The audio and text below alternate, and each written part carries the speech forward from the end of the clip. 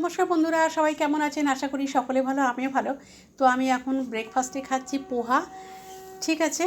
আর হাজব্যান্ডের জন্য বানিয়েছি চাউ, এগ চাউ বানিয়েছি। তো আমি নিজের জন্য পোহা আর হাজব্যান্ডের জন্য চাউ বানিয়ে দিলাম। আর তারপরে এঁচোড়ের তরকারি বানাচ্ছি, এটা নিরামিষ করছি। ভাত তো হয়ে গেছে, আর মোরলা মাছ নুন হলুদ দিয়েছি, আর এই পোনা মাছটা ভাজা করব, ঠিক আছে। তো মাছের রেসিপিটা শেয়ার করছি, খুব সামান্য, খুব ইজি প্রসেসে করেছি।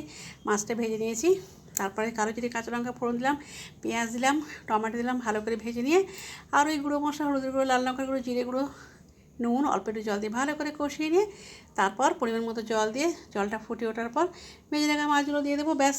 তারপর আর 1-2 মিনিট ফুটিয়ে নিয়ে হয়ে যাবে মোরলা মাছের ঝাল। তো খেতে বসে গেছি, ঠিক আছে। আর এটা ছিল গতকালের ভিডিও। আর আজকে 25শে বৈশাখ, কবিগুরু রবীন্দ্রনাথের জন্মদিন। কবিগুরুকে আমার অন্তরের অন্তঃস্থল থেকে অনেক অনেক ভালোবাসা। হে নূতন দেখা কারবার, জন্মের প্রথম শুভক্ষণ।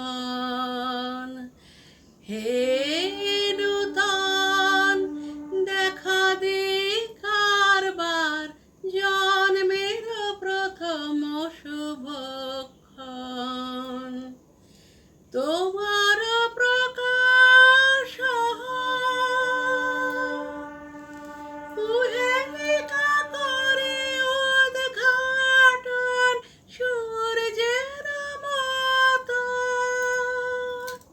তোমার